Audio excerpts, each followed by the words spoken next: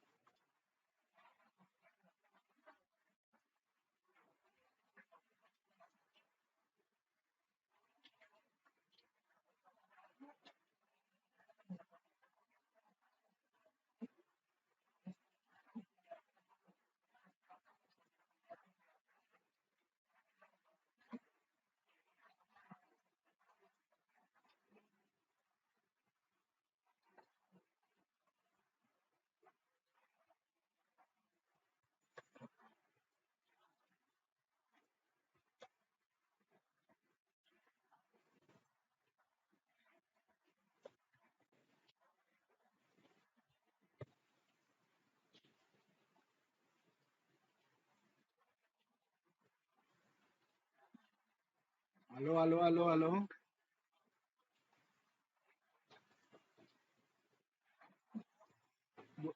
Buenas noches para todos. Profe, a nosotros nos tocó la acción del grupo. El nombre de los integrantes son Jesús David González Mena, Jesús David González Mena, sí, Carol Loreidis Quinto, Carol con C, sí, Loreidis Quinto, Kevin David Baloyes Robledo,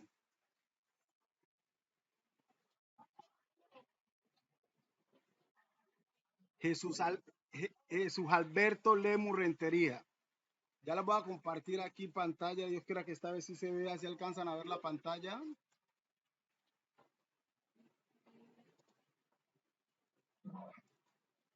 Venta, espero yo le doy toda la pantalla a ver. Y Kevin David Baloyes Robledo, ya se lo leí. Sí, somos cuatro, esos cuatro. Ahí se alcanza a ver la pantalla.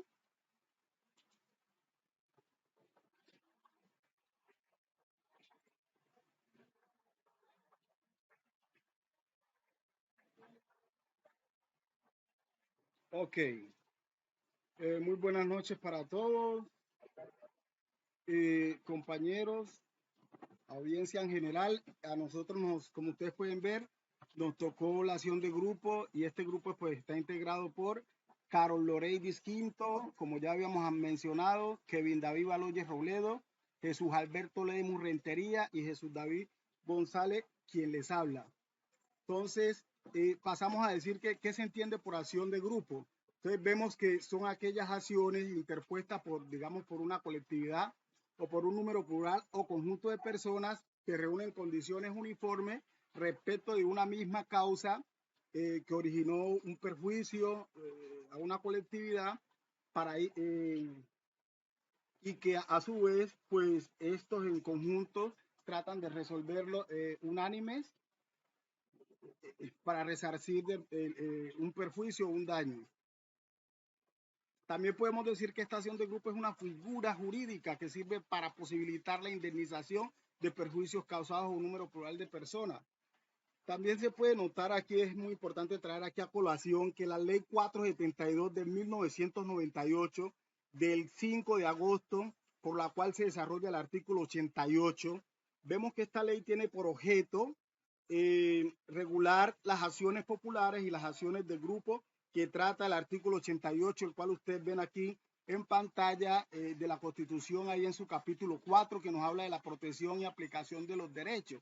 Entonces nos dice que la ley regulará las acciones populares para la protección de los derechos e intereses colectivos relacionados con el patrimonio, el espacio, la seguridad y la salubridad públicas, la moral administrativa, el ambiente, la libre competencia económica y otros similares. Es muy importante también saber aquí que en este artículo 3 que nos hablan de la soberanía, dice que la soberanía reside exclusivamente en el pueblo del cual emana el poder público, que el pueblo la ejerce en forma directa o por medio de sus representantes en los términos que la Constitución establece, es decir, un representante legal puede ser, digamos, por medio de un abogado, un contralor, un defensor, entre otros, o el mismo pueblo puede interponer la acción. Pero también es importante saber de que esta acción de grupo consta de unas legitimaciones. Y vemos que aquí nos dice que es necesario un grupo mínimo de 20 personas a quienes se les haya causado el mismo daño. ¿Y cuándo procede la acción de grupo? Pues se dice pues que la acción de grupo procede cuando se vulneran derechos colectivos, prestacionales o individuales de un grupo de personas. Y que esta pues tiene una finalidad. ¿Y cuál es la finalidad de la acción de grupo? Pues indemnizar el perjuicio individual, el cual debe ser probado, evitar un perjuicio a los derechos del grupo en condiciones uniformes y con una misma causa. Por otro lado, evitar un daño contingente, es decir, que pueda suceder, cesar el peligro, amenaza, vulneración o agravio, restituir las cosas al estado anterior. Y que esta también nos habla de una caducidad, y dice que la acción de grupo tiene un término de caducidad de 2 años siguientes al acaecimiento de los hechos. Entonces aquí ya nos hablan de su vigencia. Por otro lado, le voy a dar paso aquí a la compañera Loreidis, que nos va a hablar de derechos que protege la acción de grupo.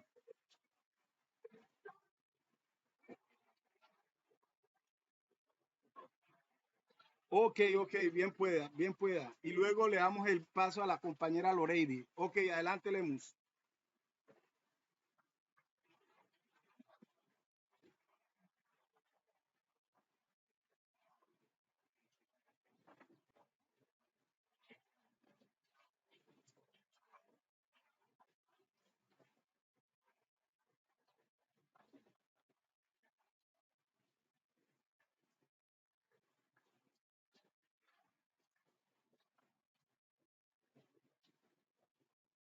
Bueno, entonces vemos que estas acciones, como decía el compañero Lemus, están orientadas a garantizar la defensa y protección de los derechos e intereses colectivos, así como las de grupo o de un número plural de personas.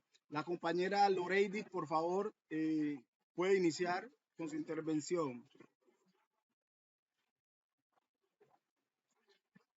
O Kevin, bueno, cualquiera de los dos. Tranquilo, adelante, Kevin.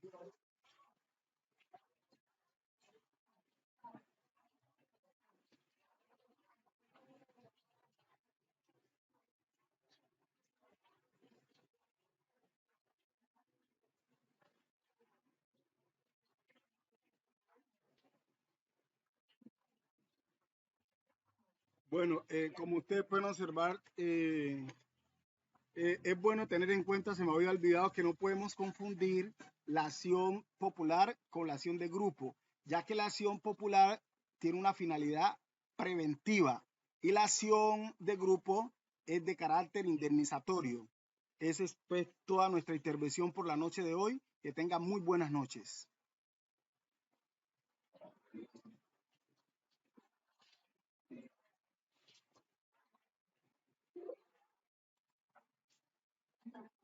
Muchas gracias, profe. Juliana Vanegas Murillo. Vanegas. Ajá. ¿Quién más? Y continúa Wilmer Andrés, pero no me sé exactamente los apellidos. Creo que es Palacios. Afrila. Afril. Wilmer Andrés García Asprilla. García. Ajá. ¿Y quién más? Y ya, profe. Listo. Adelante. Bueno, déjame un momentico a ver si me deja prender la cámara.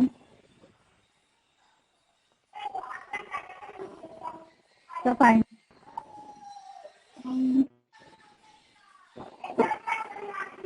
¿Sí? ¿Me ven? Sí, sí, claro. Te estoy viendo. Bueno, Iniciamos que nosotros, el tema que nos corresponde a nosotros es la acción popular. Y centrándonos un poquito pues de qué es la acción popular y qué es eso, pues la acción popular es un proceso por el cual se protegen los derechos e intereses colectivos. Pues estas sirven para permitirle a los individuos acudir acudir a la jurisdicción para hacerse para para hacer cesar la vulneración de aquellos derechos colectivos o prevenir su violación. Para entrarnos un poquito al origen de lo que es la acción popular, decimos que esta tuvo como su evolución de esta acción popular, se manifestó en el origen, en el derecho inglés y también la inicia en el derecho romano. Esta en el derecho inglés equivale la equidad, esta equivale a la equidad y a la prevención sobre las leyes y las formalidades, mientras que la romana surge como una acción popular que encontramos en nuestro ordenamiento jurídico.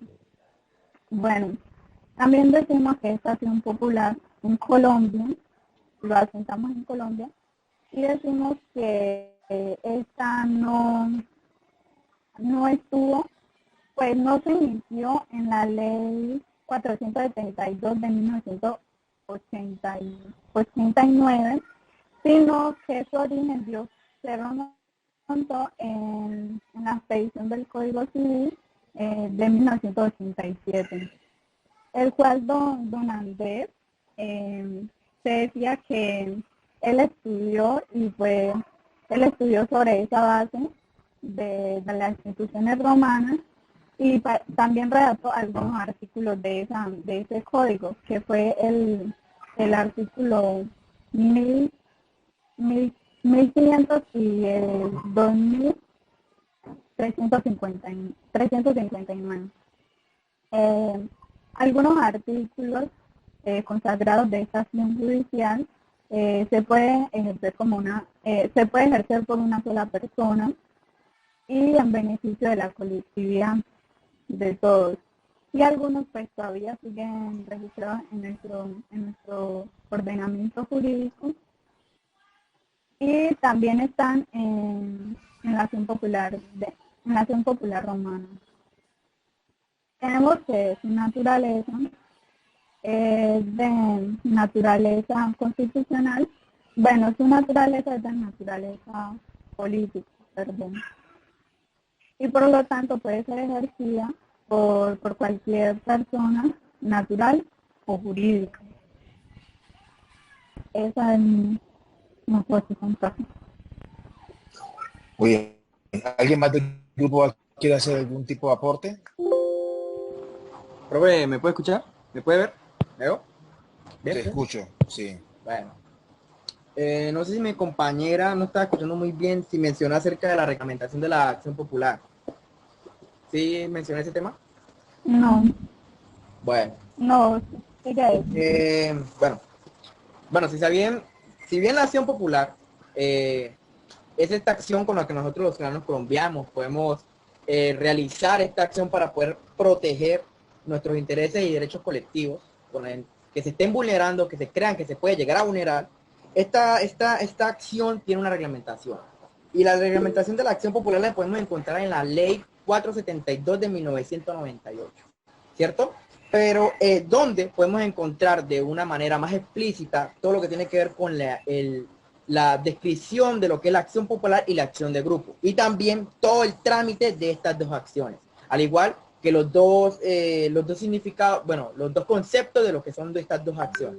Si bien esta acción es bastante, realmente es agregada a la ley hace poco, estamos hablando de aproximadamente unos 20 y algo años, 25 años, esta también está agregada a la Constitución, así como decía mi compañera, y la podemos encontrar en el artículo 88 de la Constitución Política de 1992, donde podemos encontrar que la acción corresponde a la ley regular todo lo que tiene que ver con las acciones populares y las acciones de grupos que vayan en defensa de los derechos colectivos.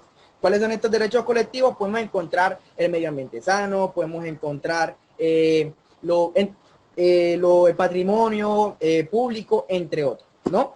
¿Verdad? Como decía mi compañera, no por primera, bueno, si bien en 1998 es que se crea esta acción, esta ley, donde podemos encontrar la acción popular y la acción de grupo. No es en este año donde comenzamos a hablar de la acción popular.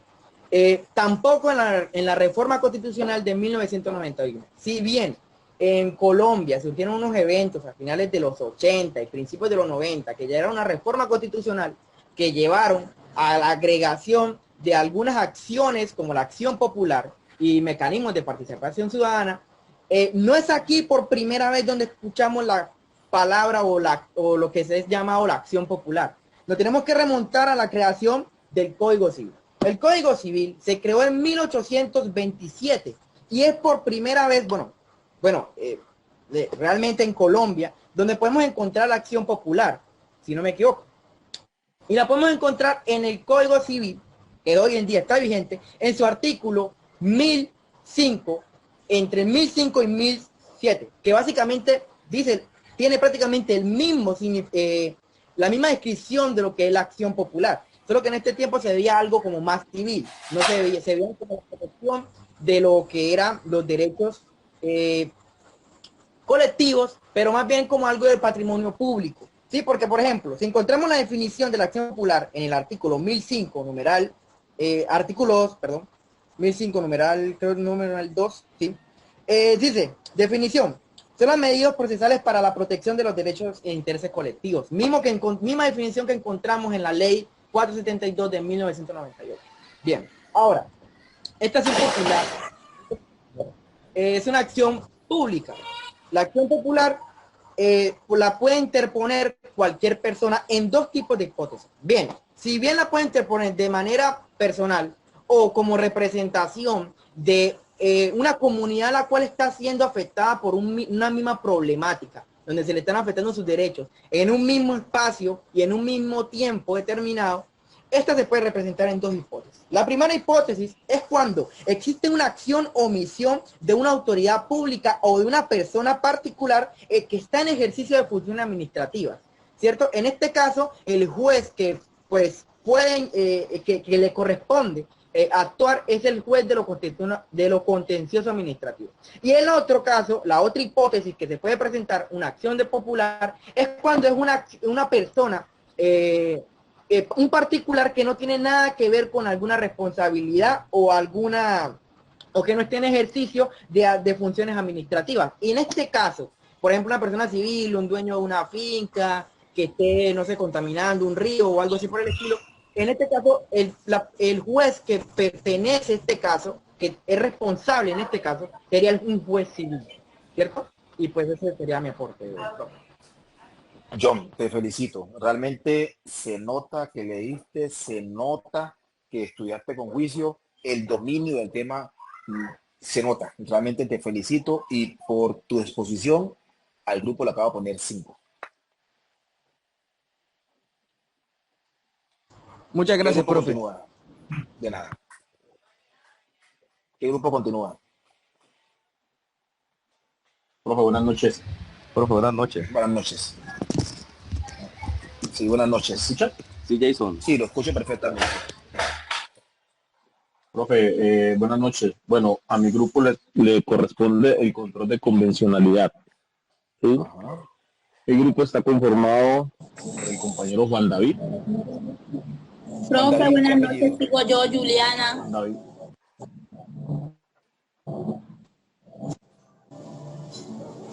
Es por Al fin, orden, porque ¿quién nosotros sigue? nos dieron- Profe, buenas noches. El control de convencionalidad ya es el último. Faltan otros grupos antes de...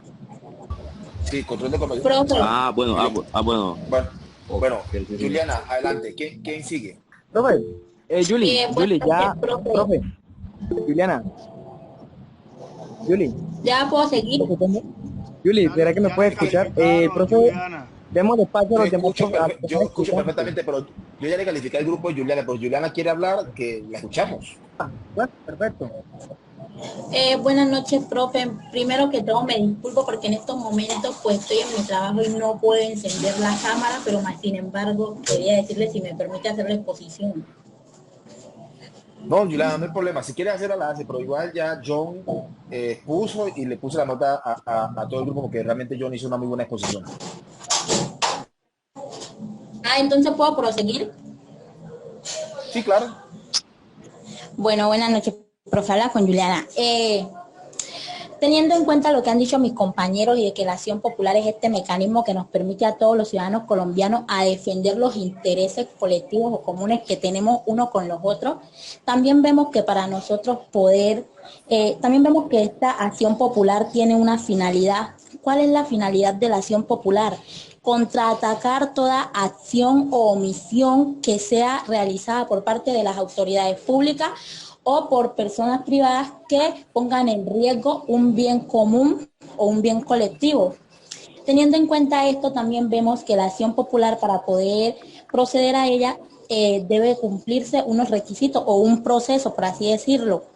Este proceso, tengamos claro que la acción popular está establecida en el artículo 88 de la Constitución Política Colombiana. La ley 472 de 1998, en su artículo 16 más específicamente, están establecidos estos requisitos o pasos para poder proceder ante una acción popular. Uno de estos requisitos es que se debe de identificar el bien colectivo común o el derecho que se está vulnerando para tú poder entrar en acción. Otro requisito también vemos que es que tenemos que identificar ya sea la persona natural o jurídica que está vulnerando, amenazando o poniendo en riesgo este derecho. También vemos otro requisito que es el cual debemos de tener identificadas las pruebas que tenemos que hacer valer al momento de presentar la acción popular. Otro requisito también que se nos menciona allí es que tenemos que tener clara identificación de la persona, la nombre, identidad, nombre, cédula, género, entre otras cosas, de la persona a la cual va a presentar la acción popular. Pues sabiendo esto, vemos que la acción popular la puede ejercer cualquier ciudadano colombiano. Este mecanismo nos facilita defender cualquier derecho que se esté vulnerando, etcétera. Profe, pues no haciendo más, le cedo la palabra a mi compañero que sigue. Ok. Buenas noches, profe. Ahora sí, el grupo que sigue. Adelante. Profe. Hello. Sí, Wilmer Andrés. Sí, señor. Profe, Adelante. bueno, en vista a lo que han dicho todos mis compañeros, pues quería recalcar y resaltar que la acción popular también tiene una finalidad. Digamos que la acción popular caduca a los 5 años, contados, digamos que a partir de que esa acción u omisión que produjo la alteración, además esta se promueve durante el tiempo que suscita esa amenaza o peligro al derecho de interés colectivo. Como lo dijo mi compañero John Albert en la ley 472 de 1998, digamos que esta ley también hace referencia a cuando la acción se dirige a volver las cosas a su estado anterior. Y también esta comprende y tiene unos efectos, y entre esos efectos podemos encontrar el erga omnes, que también podemos decir que representa una aspiración por la creación de un sistema, digámoslo así, que uniforme a la protección de esos derechos de acción popular e intereses colectivos. Esto con el fin que estos efectos se aplicarán de forma general a todos los que puedan resultar, digamos que afectados directa o indirectamente por el acto de autoridad. Esta es mi exposición, profe. Ahí termina la acción popular. Ok, el grupo que sigue.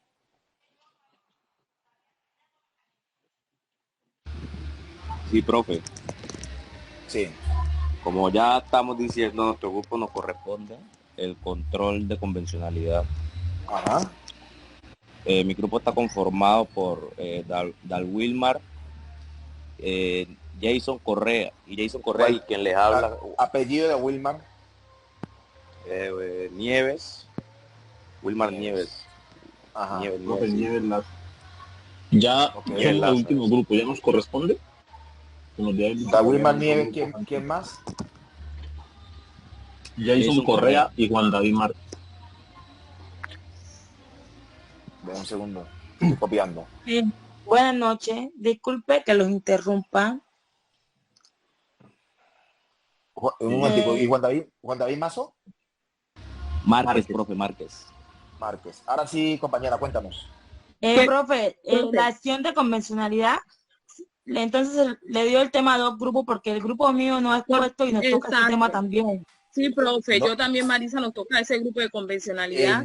no se preocupen. Ahora lo hacen Pero también. pues lo podemos explicarnos dos para que quede más claro. Claro, eso ya es otra compañero. cosa. Bueno, entonces Bueno. vienen los integrantes. Marisa, ¿y quién más? Marisa Casas. Casas. Marisa Ajá. Casas. Rengifo Palacio. ¿Y cómo? Mili Gisette Rengifo Palacio. Ok.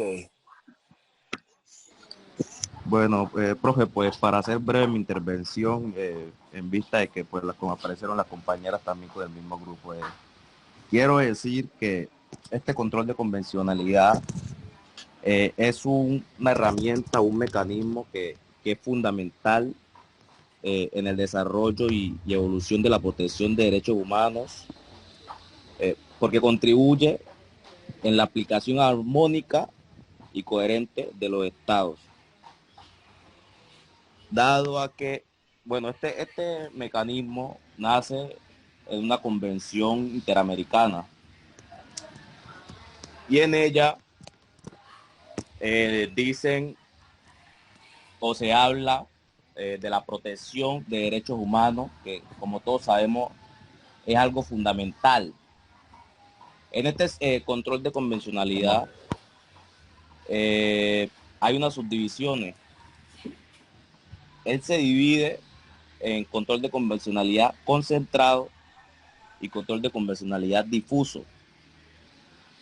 En el control de convencionalidad concentrado podemos ver o se da por el órgano encargado de velar por la defensa y el cumplimiento de esta convención al ser adoptada. Y el control de convencionalidad difuso, en cambio, nos traslada al otro extremo de la protección de derechos humanos, que debe realizarse por las autoridades nacionales de los estados que han firmado la Convención Americana y con mayor razón los que han aceptado esta competencia de la Corte Interamericana para conocer estos asuntos. Bueno, este control de convencionalidad difuso consiste en el deber de todas las autoridades nacionales, como lo hice, de realizar un examen de compatibilidad, por decirlo así, entre los actos y normas nacionales y las disposiciones de la Convención Interamericana sobre Derechos Humanos. Finalizo con mi intervención y le doy paso a otro compañero. Profe, ¿me escuchan? Hola. Bueno, entonces, Perfectamente. para completar lo que dice el compañero Juan David, entonces decimos que este control de convencionalidad, o para hablar de este control de convencionalidad, tenemos que hablar de la Corte Interamericana de Derechos Humanos, que es un grupo de estados o que se conformaron, y esta es un tribunal que defiende los derechos humanos, en el cual se hizo una convención o el llamado Pacto de San José de Costa Rica, en el cual se dictaron unas disposiciones sobre derechos humanos y todos los estados que conforman esta Convención Interamericana de Derechos Humanos están en la obligación de respetar dichas normatividades. Y a su vez, entonces, tienen o deben de ir acomodando la constitución de cada país a las disposiciones en esa normatividad. en el transcurso de acoger esas normas, tenemos un ejemplo, por ejemplo, el ejemplo de Petro versus Colombia, ¿sí? Donde el señor Petro demandó ante este tribunal porque se le estaban violentando sus derechos en Colombia y eso estaba plasmado en la Constitución. Pero aquí vemos que este convenio o esta normatividad en materia de derechos humanos está por encima de la Constitución de cada estado. Entonces, por medio de esa convención del Pacto de San José, entonces, para cubrir o para sobrellevar esa normatividad, en Colombia se creó el control de convencionalidad, que no es más que comparar la normatividad local que no transgreda, la normatividad que existe en el convenio interamericano. Y este control de convencionalidad se subdivide o se divide en concentrado, que los hacen los mismos de la Corte, ¿sí? Revisan que la norma no transgreda dicho convenio, o el difuso, que lo puede hacer cualquier persona del Estado que está asociado a esa convención. O que tome esa disposición, a la Convención Interamericana, perdón. ¿Listo? Compañera. Perfecto. Bueno, continúo yo, Marisa Casa, profe. Adelante. Bueno, como ya sabemos, lo que nos han dicho los compañeros anteriores, que la acción de convencionalidad es un mecanismo fundamental de desarrollo y evolución de los derechos fundamentales. Tenemos que tener también en cuenta que para que se den esos derechos fundamentales, tiene que existir un sujeto en el cual se apliquen, ¿cierto?, esas normas y se protejan, digamos así. Entonces, esos sujetos son las personas que son capaces de ejercer derechos y obligaciones. El artículo 55 del Código Civil nos dice que son personas, todo individuo de la especie humana capaz, cualquiera que sea su edad, su sexo, su estirpe o su condición, capaz de ejercer derechos y obligaciones. Esas son las personas, y que para que se puedan, no se nos puedan vulnerar los derechos fundamentales, nos podamos proteger, tiene que haber un nacimiento, tiene que haber una razón, un porqué. Entonces diríamos que ahí se da el nacimiento, las personas, por medio del nacimiento nos damos cuenta de la existencia de las personas, y allí a partir de ese nacimiento empiezan a regir esos derechos fundamentales que busca proteger la acción de convencionalidad. Entre esos derechos fundamentales que la acción de convencionalidad busca proteger, encontramos que está el nacimiento, el nombre de las personas, el domicilio, su capacidad, su nacionalidad, su patrimonio, que es lo que realmente nos busca garantizar el Estado, y que es la razón por la cual pues se creó la acción de convencionalidad. Y como resumen pues de todo esto, es lo que busca es cuidar los derechos fundamentales de las personas. Listo, profe. Un breve resumen. Muy bien. ¿Quién más? Buenas noches, profe. Le habla Melisicet Rengifo Palacio, y yo voy a hablar sobre la caducidad de la convencionalidad. Adelante.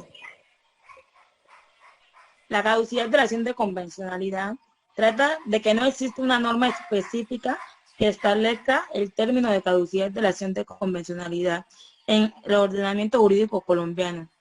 Sin embargo, se puede acudir a los criterios que han fijado la Corte Interamericana de los Derechos Humanos para determinar la razonabilidad de dicho plazo. Según la jurisprudencia de este tribunal, el término de caducidad debe ser proporcional a la naturaleza y gravedad de dicho hecho, ya sea la violación de los intereses de las víctimas y de la sociedad, en el esclarecimiento de los hechos y la complejidad del caso. Por ejemplo, la Corte Interamericana ha considerado que un plazo de 2 años para ejercer la acción de reparación de dicho daño o causa por el Estado, siempre y cuando no se trate de casos de gravedad o de violaciones a los derechos humanos. Por ejemplo, como la ejecución de extrajudiciales, desaparición forzosa o tortura. En estos casos, la Corte ha señalado que el plazo de caducidad debe ser más amplio e incluso puede llegar a ser imprescriptible, debido a la naturaleza de los crímenes contra los derechos internacionales humanitarios. Por lo tanto, la caducidad de la acción de convencionalidad dependerá de las circunstancias específicas de cada caso y deberá ser apreciada por los jueces nacionales con base en los principios y criterios que han establecido la Corte Interamericana de los Derechos Humanos.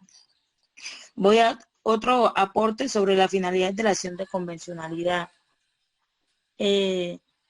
La finalidad de la acción de convencionalidad busca garantizar el respeto de los derechos humanos consagrados en los tratados internacionales, especialmente en los convenios americanos sobre derechos humanos, en el ámbito interno de los estados.